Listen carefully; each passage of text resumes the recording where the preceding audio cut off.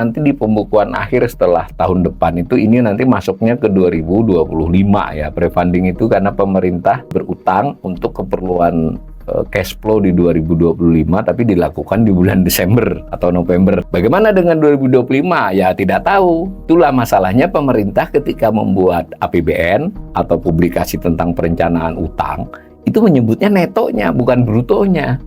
Ya, jadi kita hanya bisa menebak. Jadi betul-betul 2025 itu nyaris bisa dipastikan akan lebih besar dari 2024. Kalau mau sedikit vulgar, ya berarti asing mulai kurang berminat pegang SBN rupiah gitu loh maksudnya. Loh, kita memberikan tawaran imbal hasil yang menarik 7%, tapi kok asing masih wegah-wegahan masuk. Cina itu hanya menawarkan 1,74%. Kita 7,05%, Jepang 1,08%, yield loh. Coba bayangkan, yang 4 aja nggak ada ya. Ya bisa ngelola APBN, orang ngutang bayar bunganya gede kok. Bisa dapat pembiayaan, bisa mengatasi defisit, ngasih bunganya gede kok, gitu loh. Ini fakta ya, tidak ada soal sentimen kepada Ibu Sri atau kepada pemerintah, dan ini terjadi nyaris hampir 1 dekade ini ya. Kadang kita terlalu melihat penjelasan dari Menteri Keuangan kah, Kementerian Keuangan secara umum, Bank Indonesia, everything is okay, semua terkontrol, tapi risikonya meningkat.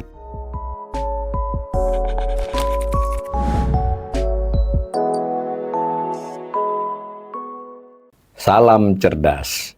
Ibu, Bapak, saudara-saudara yang saya hormati, sesi kali ini saya akan melakukan assessment atau analisis umum atas satu topik, yaitu topik surat berharga negara. Sebagaimana kita umumnya cukup mengetahui bahwa pemerintah Indonesia itu, pemerintah pusat dalam hal ini, memiliki utang ya. Posisi utangnya diumumkan tiap bulan. Utang pemerintah Indonesia itu terdiri dari 2 bentuk atau 2 jenis secara umum ya. Yang pertama, dia berbentuk surat berharga negara, suka disebut atau disingkat dengan SBN. Nah, itu adalah utang pemerintah kepada surat sebenarnya, kepada kertas. Meskipun kadang tidak ada kertasnya ya, karena sekarang modelnya paperless, tetapi kepada surat berarti utangnya kepada yang memiliki surat itu. Itu namanya surat berharga negara. Kemudian yang kedua, utang pemerintah itu berupa atau berbentuk pinjaman, loan ya. Pinjaman itu berarti utang langsung kepada pihak lain. Pihak lain itu bisa asing pun macam-macam. Asing itu bisa bank asing, bisa pemerintah asing, bisa konsorsium atau lembaga internasional. Sebagian pinjaman juga dilakukan oleh pemerintah kepada domestik, dalam hal ini terutama sekali kepada bank ya, bank BUMN. Jadi 2 bentuk ya, SBN dan pinjaman. Nah, kali ini kita akan bicara tentang SBN. Nah, SBN itu sendiri terdiri dari 2 jenis utama, 2 kelompok jenis ya. Yang satu disebut surat utang negara atau SUN, yang kedua disebut surat berharga negara syariah SBNS. Hati-hati ya dengan istilah-istilah ini, beberapa istilah ini mengalami beberapa kali perubahan penyebutan sesuai dengan perkembangannya. Tapi ini yang saya sampaikan ini yang berlaku saat ini. Jadi SBN terdiri dari SUN dan SBNS. SBN sendiri dilihat dari sisi denominasi. Denominasi itu kan utang kan dinyatakan dalam surat tadi. Dinyatakan dalam mata uang apa, itu namanya denominasi. Nah, ada yang berdenominasi rupiah. Jadi dinyatakan dalam surat utang dengan nilai rupiah. Kadang disebut sebagai SBN domestik. Jadi kalau disebut SBN domestik itu sama dengan SBN rupiah. Nah, yang satunya lagi ada SBN Palas, valuta asing. Hingga saat ini baru 3 mata uang asing yang pemerintah membuat surat utangnya. 1 dolar Amerika, 2 euro, 3 yen Jepang. Jadi 3 ya. Itu dari sisi denominasi. Jadi dari sisi bentuk ada SUN dan SBNS. Nah, di SBN rupiah ada SUN-nya, ada SBNS-nya. Di Palas ada dua-duanya juga sama. Nah, lalu dilihat dari sisi soal bunga ya. Jadi kan surat utang itu berbunga. Kalau untuk yang SBN syariah ya berimbal hasil gitu ya. Nah, itu ada yang sifatnya zero kupon, 0 kuponnya. Jadi tidak berbunga. Nah, tapi hati-hati ya, zero kupon itu bukan berarti pemerintah tidak bayar bunga. Ini kuponnya 0, tetapi ketika dia diberi utang kepada pemerintah, jadi pihak yang membeli surat itu mendapat diskon. Jadi misalnya utangnya 1 triliun, bayarnya 1.990.000. Jadi ada diskon, maaf. Ada yang fixed rate, jadi tertulis bahwa pemegang surat utang ini memperoleh bunga tahunan 6%, dibayarkan misalnya 2 kali, bisa dibayarkan 4 kali, ya rata-rata 4 atau 2 kali ya. Kemudian ada juga yang variable rate, tadi fixed rate persentasenya ditentukan, variable rate-nya dinyatakan juga, variable terhadap suku bunga yang mana gitu, seperti itu. Lalu dilihat dari sisi cara menerbitkannya, cara menjualnya bagaimana. Ada sebagian besar melalui namanya lelang ya, auction, lelang. Peserta lelang itu dealer ya, jadi ada sekitar 20-an ya. Itu sebagian adalah dealer yang dikuasai oleh bank ya, tapi terpisah perusahaannya. Lalu ada private placement, jadi itu sudah teruntuk. Jadi ini surat utang sudah dengan negosiasi dengan perjanjian sebelumnya ini ditempatkan siapa. Misal untuk SBN ini private placement di Bank Indonesia atau pihak tertentu. Bisa book building. Book building ini umumnya terjadi pada SBN Palas ya. Jadi dia yang jual tidak langsung pemerintah. Jadi sudah dibeli secara kelompok-kelompok, mereka yang jual book building. Ada juga yang retail. Nah, retail ini pemerintah mengeluarkan surat utang yang dibagi kepada para penjual, tentu dengan catatan tertentu. Nah, si penjual itu umumnya bank ya, banknya yang menjual menjual itu artinya ini surat utang boleh dibeli ya, kepada individu, perorangan atau siapapun. Kurang lebih begitu. Nah, itu ada keterangan-keterangan macam-macamnya. Prinsipnya hanya itu. Maka kalau kita lihat kondisi terkininya, kondisi data terkininya ketika ini kita melakukan assessment adalah posisi per 24 Desember 2024. Tapi seminggu terakhir sudah tidak ada transaksi lagi. Jadi ini nanti bisa menjadi posisi per akhir tahun 2024. Total surat berharga negara, berarti total utang pemerintah yang berbentuk surat utang, surat berharga. Kalau disebut surat utang nanti bukan berarti tidak masuk SBN Syariah ya, makanya posisi utang pemerintah yang berbentuk surat. Nah, posisi itu sisa utang kalau dalam kehidupan sehari-hari. Jadi kita kan punya utang, terus ada melakukan pembayaran. Nah, per tanggal tertentu, dalam hal ini 24 Desember, nanti berlaku untuk 31 Desember jika tidak ada transaksi lain, itu berapa. Cuman nanti nilai 7.720 ini bisa berubah 31 Desember, karena tadi kan ada yang berbentuk palas, kan nanti ngikutin kurs tanggal 31. Kita belum dapat infonya, yang info terkininya 24 Desember. 7.730 triliun. Nah, sebagaimana yang kita ketahui, kurang lebih utang pemerintah itu 8.680 kemarin, tapi mungkin sekarang 8.700 atau 8.750. Nah, sebagian besarnya berbentuk surat utang ini tadi. Nah, SBN ini ada yang bisa diperdagangkan. Surat utang tadi kalau diperdagangkan berarti dia pindah tangan. Jadi pemerintah berutang kepada pemegang akhirnya itu. Nah, nilainya 7.542 triliun. Nah, ini juga sekaligus kalau buat kita assessment, ada yang usul ini utang pemerintah ini coba tidak usah dibayar atau ditunda pembayarannya apa. Nah, masalahnya negosiasinya lebih rumit ya ketika berbentuk surat, karena suratnya pindah-pindah kan. Ada sebagian yang tidak diperdagangkan, hanya kepada satu pihak yang tertulis. Itu nilainya tidak besar, 188 triliun. Dari 188 triliun itu cukup banyak yang kepada Bank Indonesia. Nah, kembali ke yang diperdagangkan tadi. Yang diperdagangkan itu ada yang sun, ada yang syariah. Itu ada rinciannya. Yang tidak diperdagangkan pun ada yang sun, ada yang syariah. Nah, kalau kita lihat informasi lain, dari nilai 7.730 tadi berdenominasi rupiah, baik itu sun maupun syariah, itu 6.170 triliun. Sedangkan yang berbentuk valuta asing, berdenominasi bukan berbentuk ya, itu 1.475 triliun kalau saya bulatkan. Nah, dari yang valuta asing itu ada yang US dollar, ada yang yen Jepang, ada yang euro. Yang terbesar adalah US dollar ya. Hampir berapa ini? 85% mungkin nih. 90% malah. 1.258 triliun. Yang yen itu cuma 62 triliun, yang euro 155 triliun. Dinyatakan rupiah di situ, ada asumsi kursnya per 24 Desember. Nah, itu sudah asumsi kurs 24 Desember itu untuk dolar 16.208, untuk yen itu 103,14 dan seterusnya. Otomatis nanti ketika posisi ini dinyatakan di 31 Desember ada beberapa penyesuaian kan. Kurang lebih begitu ya. Tapi biar kita punya imajinasi kenapa beberapa kalau kita ketik di mesin pencarian posisi utang pemerintah November, posisi utang pemerintah Desember 2024 ya. Kadang untuk bulan yang sama aja ada perbedaan karena antara lain dalam hal ini. Nah, untuk kepastian nanti kita menunggu yang terkini akhir Desember itu adalah ketika di dalam laporan keuangan pemerintah pusat. Nah, kita kunci ya. Jadi ada SBN 7.730, ada yang berdenominasi rupiah, ada yang falas. Rupiahnya masih lebih banyak jauh. Kalau kita gambar dari tahun ke tahun, nah untuk assessment kita kan, maka tadi kita lihat kondisi 2024 adalah 7.730 triliun.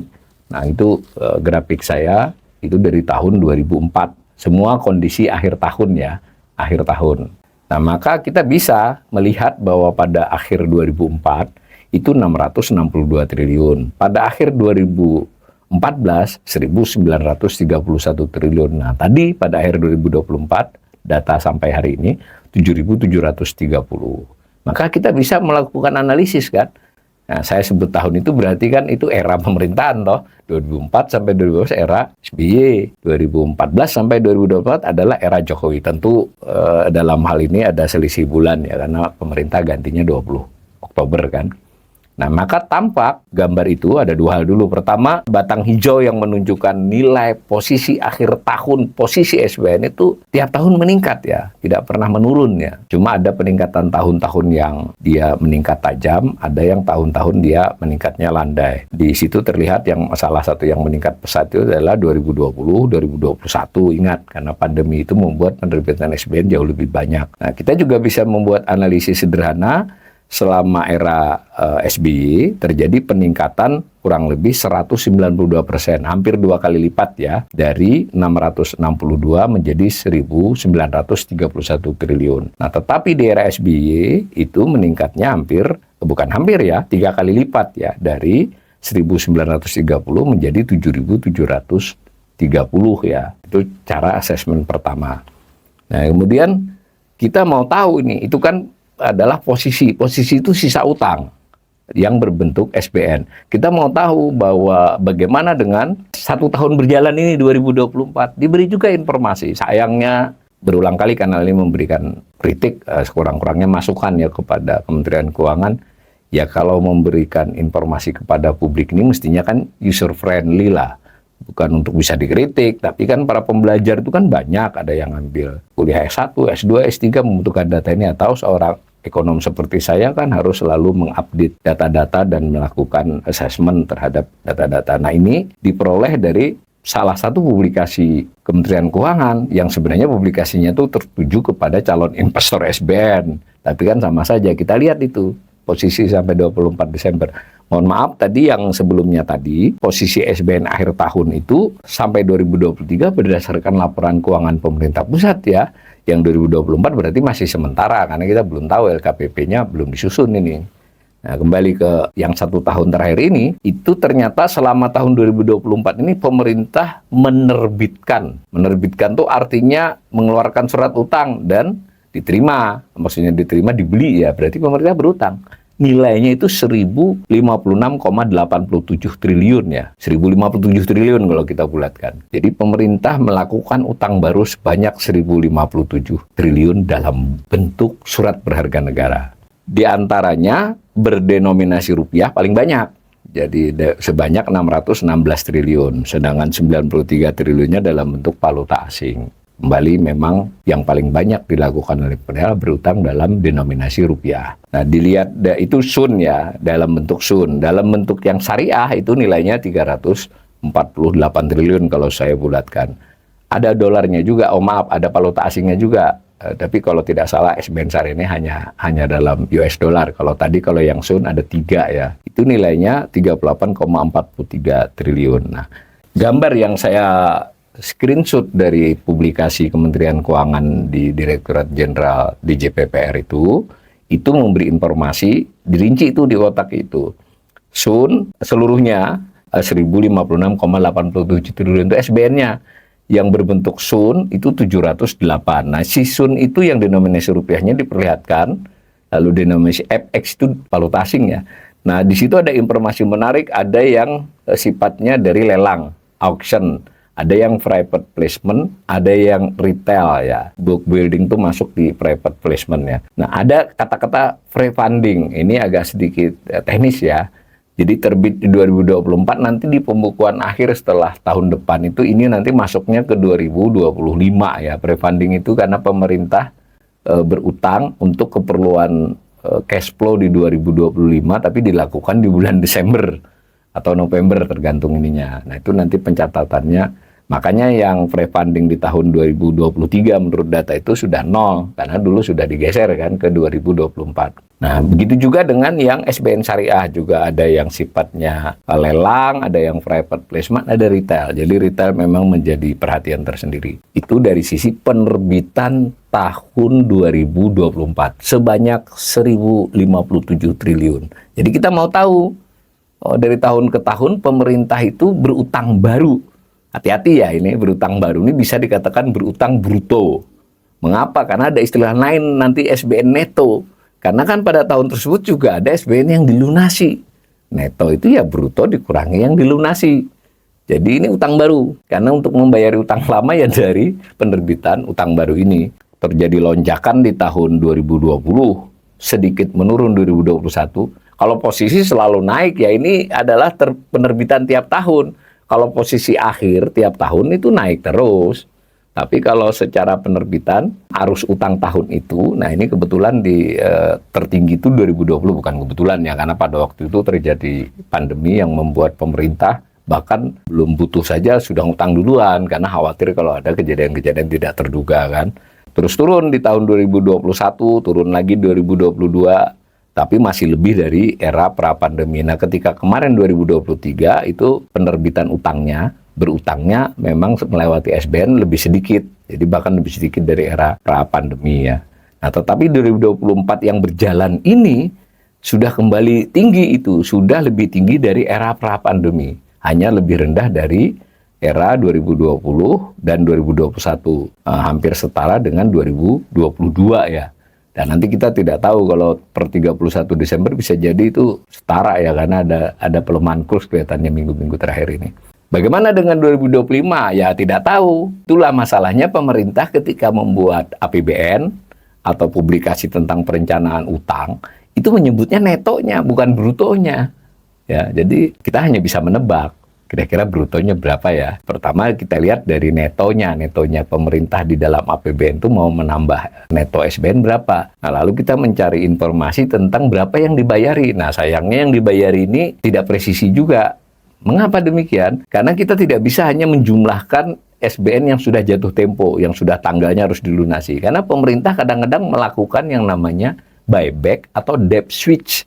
Buyback itu dia belum jatuh tempo, tapi pemerintah melunasinya. Loh kok bisa? Ya bisa, karena maksudnya pemerintah mau diganti dengan, menurut penjelasannya, dengan SBN yang lebih menguntungkan. Misalnya kuponnya lebih kecil, yieldnya lebih kecil, atau jatuh temponya lebih panjang. Jadi kayak restrukturisasi secara sukarela ya. Secara sukarela, kalau strukturisasi dengan kreditor yang sifatnya pinjaman kan harus bernego. Kalau ini enggak. Nah, salah satu yang di 2025 itu sudah dipastikan akan terjadi karena sudah dinyatakan oleh BI dan pemerintah, itu beberapa utang yang jatuh tempo di 2025 atau yang di 2026, jadi tidak persis 2025, sebelum jatuh tempo di buyback, di debt switch dengan SBN baru. Nah, itu kan indikatif semua angkanya. Kalau sudah dilewati kita baru tahu. Nah, maka saya, Bright Institute, saya awali Rizky itu menduga kira-kira di 2025 itu antara 1.350 sampai 1.400 triliun. Tahun ini tadi kan cuma 1.057 triliun. Mengapa? Antara lain karena utang jatuh tempo di 2025 itu besar. Yang kedua, APBN 2025 ini merencanakan berutang SBN lebih banyak dari 2024. Itu cara ngitungnya. Tapi nanti berapa kita lihat. Jadi betul-betul 2025 itu nyaris bisa dipastikan akan lebih besar dari 2024. Satu, karena memang pemerintah sudah berencana berutang yang banyak, karena defisitnya 616, merencanakan utang 775 triliun, dari 775 triliun itu sebagian besarnya adalah dari SBN. Kalau misalnya pinjamannya hanya sekitar 50 neto ya, berarti kan butuhnya, atau 75 berarti 700 triliun butuhnya. Nah, ditambah jatuh temponya. Nah, jatuh temponya tuh antara 800 berarti kan 1.500, tapi saya melihat ada beberapa penyesuaian nantinya itu di kisaran 1.400 triliun. Itu kalau kita mau analisis dari tahun ke tahun. Ini bisa saja kita melihat presentasi kenaikan dari tiap tahun bisa ya, tapi saya kebetulan tidak lakukan. Jadi kalau misalnya kita mau melakukan analisis yang lebih tajam, kita mau tahu dari tahun ke tahun tuh naiknya berapa. Ini bisa juga disandingkan dengan defisit ya. Dengan defisit APBN di tahun bersangkutan atau pembiayaan utang di tahun bersangkutan. Kalau analisis yang lebih dalam lagi, ya tahun itu terjadi apa ya seperti 2020 melompat itu karena ada pandemi. Nah itu satu informasi yang bisa dianalisis dan saya sudah perlihatkan bahwa memang era Pak Jokowi ini di luar COVID pun, di luar 2020 pun, batang birunya itu kan tampak memang naiknya lebih tajam. Nah, akibatnya sudah kita katakan di depan tadi. Akibatnya posisi akhir SBN juga terus meningkat kan. Tiap tahun juga cenderungnya meningkat. Kalau mau menganalisis yang lebih dalam ini mungkin grafiknya nggak begitu bisa kelihatan ya. Tetapi ini untuk sekedar membandingkan dari bulan ke bulan. Tadi kan cara pemerintah berutang itu bisa lelang, bisa book building, bisa private placement, bisa retail. Bulanannya ada informasinya. Itu saya olah informasi ini, kelihatan trennya dari bulan ke bulan, tapi itu sifatnya akumulasi ya. Kalau misalnya disebut Desember segitu, itu bukan berarti bulan Desember itu sebanyak itu. Jadi Januari, Februari, Maret itu adalah akumulasi dari Januari, Juni begitu. Nah, sampai sehingga di angka Desember itu adalah angka tahunan. Sengaja saya perlihatkan begitu bahwa di tahun 2024 yang baru berakhir ini memang penerbitan SBN bruto ya itu memang besar, hanya kalah dari 2021 dan 2020 ya hampir setara dengan 2022 kelihatan ya. Dan terutama di bulan-bulan terakhir ini agak kenceng ini pemerintah melakukan penerbitan SBN. Nah, dari informasi lain itu lalu ada informasi tentang yang disebut dengan SBN Neto. Sayangnya untuk SBN Neto ini informasi terkininya baru akhir November ya, belum sampai Desember. Mengapa? Saya sudah katakan tadi, kita belum dapat informasi sebenarnya SBN yang dilunasi ini persisnya berapa, belum dapat info kita, belum dilaporkan. Kalau saya sekali lagi menyarankan, mestinya dahulu ada ya, sampai 2017 informasi itu mudah diperoleh di laman Kemenkyu. Nah, ini kita cuma dapat info setelah dia dilewati. Neto itu berarti saya ulangi tadi ada penerbitan bruto dikurangi dengan yang dilunasi. Itu neto namanya. Sampai akhir November tadi SBN netonya itu 437 triliun. Mungkin nanti di kisaran 460 atau 475 ya sampai Desember nanti. Sampai akhir, ini kan baru November ini. Kelihatan juga bahwa neto yang terbesar memang terjadi pada tahun 2020 ya. Bahkan meskipun menurun di 2021 dan 2022 tapi tetap lebih besar dibandingkan tahun-tahun yang lampau. Sangat turun drastis di 2023. Nah, ini kalau untuk kita analisis, kita bisa kaitkan dengan keseluruhan APBN. Memang di tahun 2023 ini defisit bisa menurun, sehingga kebutuhan berutang tidaklah sesuai rencana. Tidak sesuai rencana, maksudnya lebih baik ya, tidak sebanyak yang direncanakan. Antara lain disebabkan pada 2023 itu terjadi lonjakan pendapatan. Lonjakan pendapatan karena apa? Itu analisis yang lain lagi ya. Jadi SBN ini adalah utang, dia bersifat utang kotor dalam arti utang baru, bersifat neto ketika dikurangi dengan pelunasan, jelas dia terhubung dengan soal pengelolaan APBN yang pendapatan belanja menghasilkan defisit, defisitnya besar atau kecil, cara paling utamanya adalah diatasi dengan SBN. Nah, kembali pertanyaannya 2025 nanti bagaimana? Kan begitu. Nah, tadi kita di atas sudah melihat bahwa kemungkinan penerbitan 1.400, netonya berapa? Ya bisa jadi netonya di 700 ya. Cukup signifikan kalau 700 atau 800 berarti sudah mendekati tahun 2021.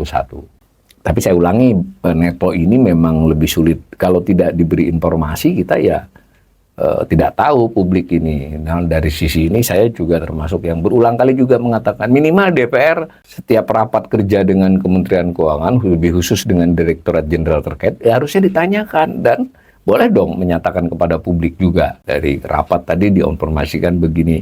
Dan sebaiknya juga pemerintah harusnya tiap bulan memberikan laporan kepada publik. Memang ada laporan yang bersifat umum oleh APBN kita. Tapi informasi tentang SBN itu hanya ada satu halaman di APBN kita dan itu pun berupa grafik dan itu juga tidak rinci. Jadi Kalau mau pengelolaan keuangan negara ini lebih baik ke depan, dan lebih khusus lagi, kita publik ini tidak hanya diberi narasi ini aman, ya kita perlu penjelasan yang lebih rinci agar kita juga bisa ikut menilai, ya kan hak kita sebagai warga negara menilai itu. Hal menarik lain dari SBN ini tadi sudah dikatakan di atas, SBN ini ada yang denominasi rupiah, ada yang denominasi valuta asing. Nah, tapi dari sisi kepemilikan unik ya, tidak seluruh denominasi rupiah itu dimiliki domestik. Asing juga ada memiliki. Nah, valuta asing juga demikian. Betul dia dalam bentuk dolar, tapi tidak seluruhnya milik asing. Cuma untuk SBN valuta asing itu hampir 95%-nya fluktuasi ya sesuai. Karena bisa diperjualbelikan. Dan informasinya juga tidak man to man atau apa, bahkan tidak year on year. Kadang kita harus jeli ya menganalisis yang ada di dokumen-dokumen Kementerian Keuangan. Tapi kesimpulan saya sementara ini di beberapa waktu terakhir ini 95% dari falas itu dimiliki asing. Jadi totalnya tadi di atas kita sudah katakan sekitar 1.475 triliun, ini saya bulatkan semua ya. Maka 95%-nya berarti 1.400 triliun itu dikuasai oleh atau dimiliki oleh asing. Nah, sederhananya pemerintah berutang melalui suratnya dimiliki asing, denominasinya adalah falas. Dolar, euro, yen, terutama sekali dolar. Itu nilainya kalau dirupiahkan per 24 Desember, tentu ada asumsi kursnya ya. Asumsi kursnya ada di keterangan data. Itu nilainya 1.400 triliun dari total 1.475. Yang kedua kan tadi ada SBN berdenominasi rupiah. Nilainya tadi mencapai 6.039 triliun. Mau itu SUN, mau itu SBN syariah. Itu mayoritas bisa diperdagangkan. Capai 98%. Jadi yang tidak diperdagangkan sedikit ya SBN itu. Nah itu milik asing itu 14,57% berdasarkan data 24 Desember. Ini ya terjadi arus di pasar kan, jual beli mereka. Nilainya berarti 880 triliun. Maka kalau saya jumlahkan, ya 1.475 ditambah 880, berarti total kepemilikan asing per 24 Desember 2024 itu kurang lebih 2.280 triliun. Dari total 7.730 tadi kan, berarti asing memiliki 29,50%. Baik itu berupa SBN falas maupun SBN rupiah ya. Sekarang kita khususkan dengan SBN yang rupiah yang bisa diperdagangkan. Kata-kata bisa diperdagangkan selalu harus disertakan karena ada yang tidak diperdagangkan, meskipun nggak banyak, hanya 2% ya, 60-an triliun untuk rupiah itu dari nilai sekitar berapa, 6 ribuan triliun lebih. Tapi tetap harus disebut. Nah, maka gambarnya jadi begini. Kepemilikan asing atas SBN domestik diperdagangkan. Per 24 Desember 2024 tadi, angka persisnya 879,99 triliun. Tadi saya bulatkan 880 triliun. Dan itu porsinya 14,57% dari seluruh SBN rupiah yang diperdagangkan. Apa yang menarik dari grafik ini yang saya olah dari tahun 2008? Perhatikan bahwa posisi 2024 itu lebih rendah dari 2019, 2020, dan 2021 ya. Sedikit lebih tinggi dari tahun kemarin yang 2023. Jadi SBN rupiah yang dimiliki asing itu berkurang secara nominal ya. Membacanya apa ya? Berarti kalau mau sedikit vulgar ya berarti asing mulai kurang berminat pegang SBN rupiah gitu loh maksudnya. Secara persentasi, secara porsi turunnya drastis. Mengapa? Karena kan pemerintah ketika COVID, lalu pemulihan ekonomi tahun-tahun 2 tahun setelahnya, 2020 COVID, 2021, 2022 adalah pemulihan, kemudian tidak mengendorkan juga untuk melakukan beberapa pembiayaan pembangunannya, sehingga SBN-nya diterbitkan makin banyak. Tadi kan sudah kita informasikan di depan. Tetapi asing tidak tertarik menambahi, maka porsinya turun kan, karena total SBN rupiahnya meningkat, sementara nominalnya asing justru turun, meskipun sedikit meningkat di 2 tahun terakhir, tapi pelan meningkatnya, maka porsinya hanya di kisar 14,57%, 14,5%. Tapi ini nggak termasuk yang falas ya. Perhatikan di masa-masa lampau sebelum pandemi, itu sempat mencapai 39,82%. Jadi 40% di tahun 2017 itu SBN rupiah dibeli asing. Nah, angka-angka sebelumnya juga kelihatan kan. Jadi di kisaran di atas 35%. Merosot ketika pandemi menjadi 25%. Merosot lagi 2021. Nah, ini salah satu bagian penting dari asesmen kali ini adalah ya kita tidak bisa menutup mata bahwa asing tidak berminat menambahi kepemilikannya, tidak berniat menambahi mengutangi pemerintah dalam bentuk SBN domestik. Beberapa narasi pemerintah itu kadang begini, terjadi ini semakin membaik kondisi kita sehingga SBN lebih dimiliki oleh domestik. Nah, itu analisisnya jadi beda ya. Ya seolah-olah benar tapi juga belum tentu benar. Karena kalau secara porsi ini domestik jadi lebih besar. Tapi nanti kita lihat domestik yang mana yang membesar itu. Tapi nanti di sesi lainnya. Yang penting apapun alasannya, asing menurunkan nominalnya dan secara porsi turun lebih drastis. Itu kepemilikan asing atas SBN rupiah ya. Informasi lain, nah itu adalah tadi si asing punya 880 triliun yang SBN rupiah tadi itu kan macam-macam. Ada yang jangka pendek berarti dia jatuh temponya kurang dari setahun. Ada yang 1 sampai 2 tahun, ada yang 2 sampai 5 tahun. Jatuh temponya ya tenor. Ada yang lebih dari 10 tahun. Ini saya screenshot dari publikasinya Kementerian Keuangan yang terkini.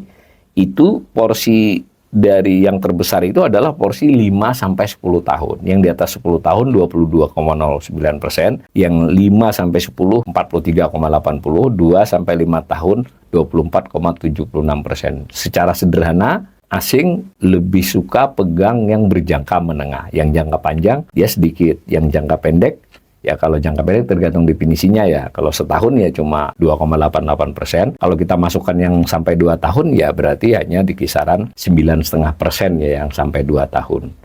Nah sayangnya ini grafik kan hanya sampai 2022. Dari grafik yang lebih panjang, yang berkurang itu adalah yang lebih dari 10 tahun. Nah yang meningkat 5 sampai 2 sampai 10 tahun. Yang jangka pendek itu fluktuasi tergantung kondisi. Arti pentingnya apa untuk melihat ini?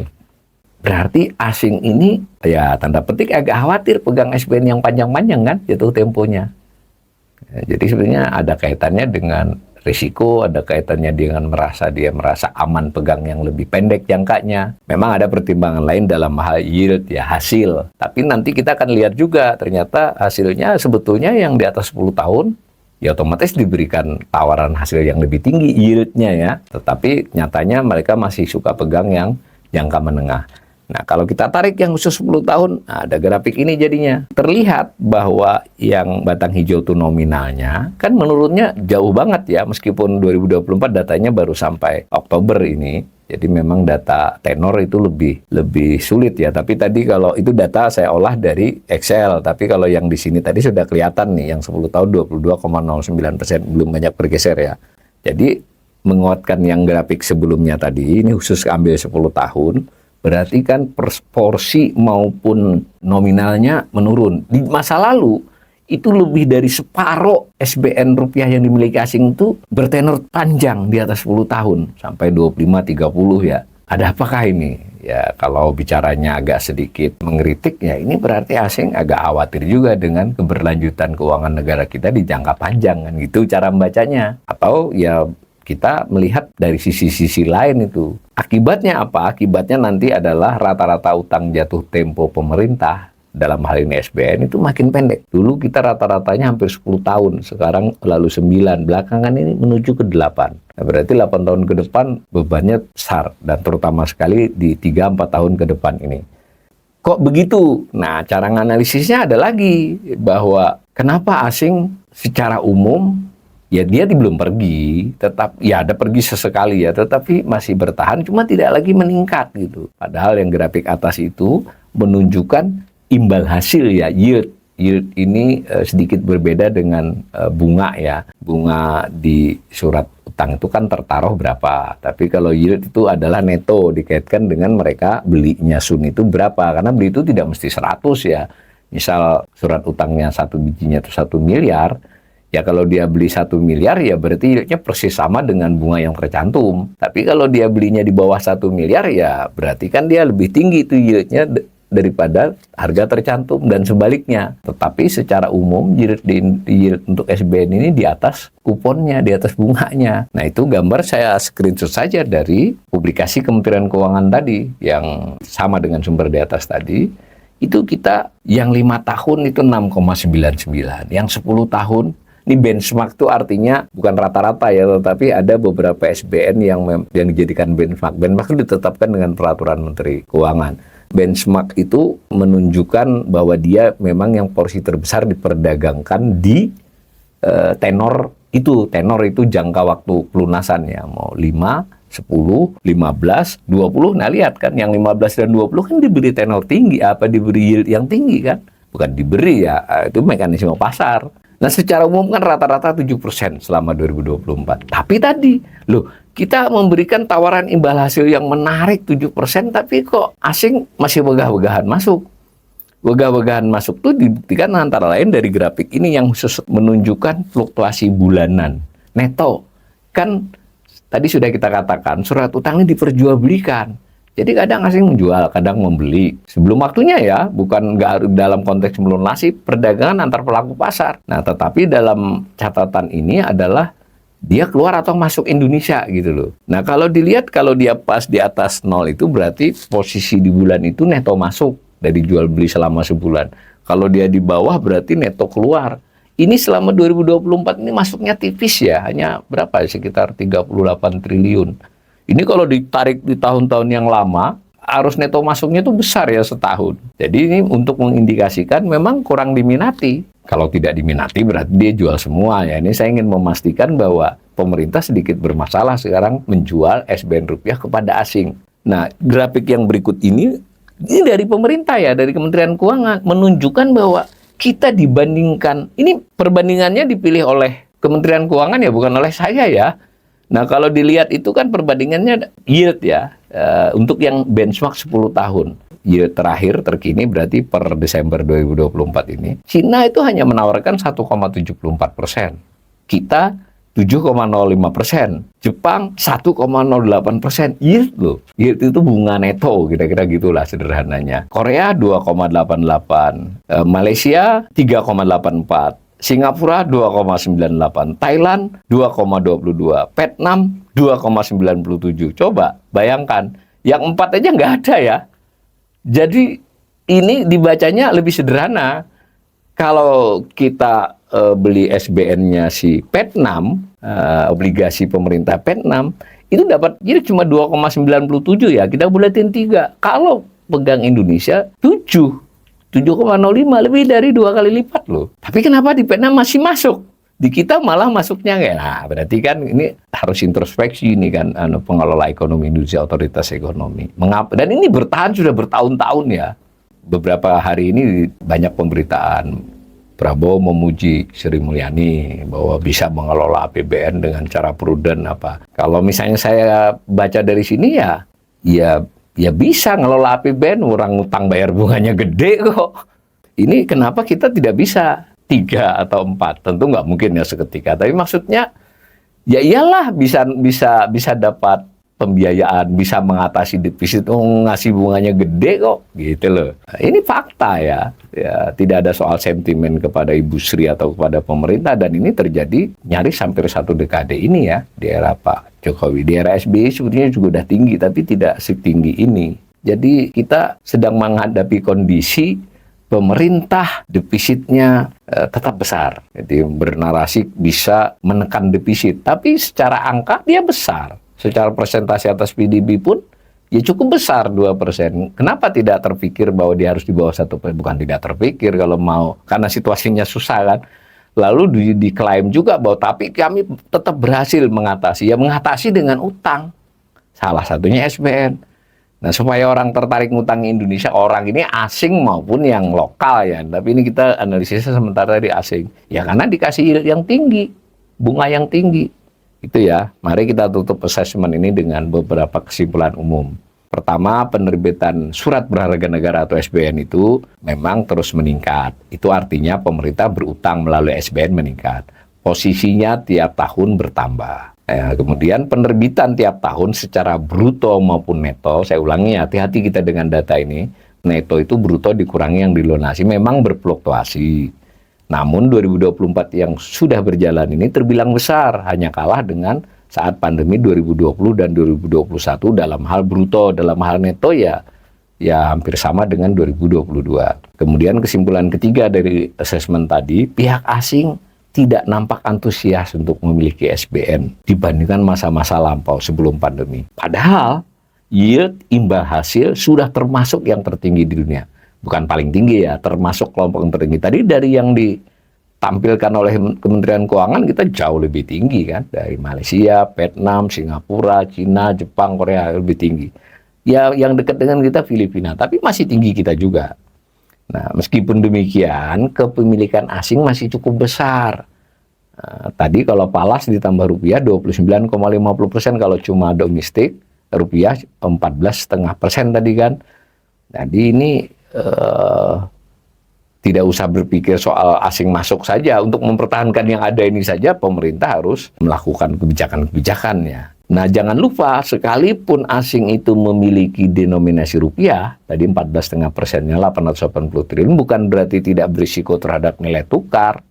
Karena kalau mereka menjual, kemudian dia mau menjualnya kepada pihak siapapun, terutama pihak domestik jualnya, berarti kan dia keluar kan dia ngambil dolar. Jadi tetap pengaruh kurs ya. Bisa dibayangkan ya, asing menjual, tapi yang membelinya itu adalah domestik, mau bank atau Bank Indonesia atau pihak lain di Indonesia, berarti si investor asing di SBN ini kan akan melakukan permintaan dolar, dia akan keluar, akan merupakan salah satu bentuk pelemahan. Nah, karena itu BI cenderung menahan agar SBN tetap menarik, sekurang-kurangnya yang di dalam jangan pada keluar. Jadi kaitannya BI melakukan manuver-manuver pembelian atau apapun bentuk kebijakannya itu antara lain agar SBN-nya tidak liar, baik dari sisi imbal hasil, karena dia perdagangan yang terlampau fluktuatif, ini bisa imbal hasilnya lebih dari 7. Dan yang lebih penting, tidak keluar gitu loh, tidak menekan kepada permintaan atas dolar atau valuta asing untuk pergi keluar. Nah, misalnya antara lain BI membuat surat utangnya seperti SRBI, Sekuritas Rupiah Bank Indonesia, itu underlying asetnya adalah SBN. Jadi BI berutang memberikan hasil lebih tinggi, tapi bisa dibalik juga. BI membeli BSBN untuk juga mencari utang, gitu loh. Jadi bolak-balik ini, ya, supaya SBN-nya nggak kemana-mana. Begitu juga dengan kebijakan-kebijakan kesepakatan. Nanti kita akan ulas di seri assessment berikut. Bank Indonesia diminta terus menjaga SBN, itu ya ada kaitannya dengan soal menjaga rupiah dan menjaga agar modal asing tidak keluar, dan syukur kalau bisa masuk lebih banyak. Bagaimanapun risiko refinancing APBN, maksudnya karena APBN kita sudah tahu dia membayar utang dengan utang baru ditambah dengan membiayai defisit. Membayar utang lama itu namanya refinancing kan.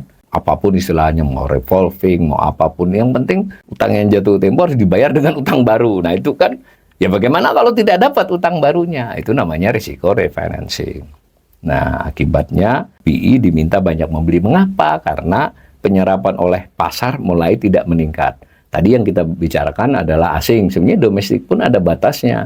Apakah itu dana asuransi, dana pensiun, mutual fund, yayasan, individu memang meningkat kepemilikannya. Tapi ya ada batasnya kan.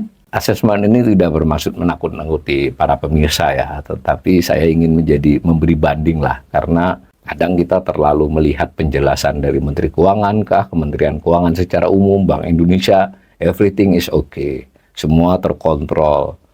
Menurut penjelasan saya ini ya so far sejauh ini memang terkontrol, tapi risikonya meningkat. Mudah-mudahan tidak terjadi yang buruk ya, karena tugas ekonom seperti saya bukanlah dukun, bukan meramal akan terjadinya hal buruk, tapi memberikan warning agar hal buruk itu justru tidak terjadi, karena akan menyusahkan seluruh rakyat Indonesia.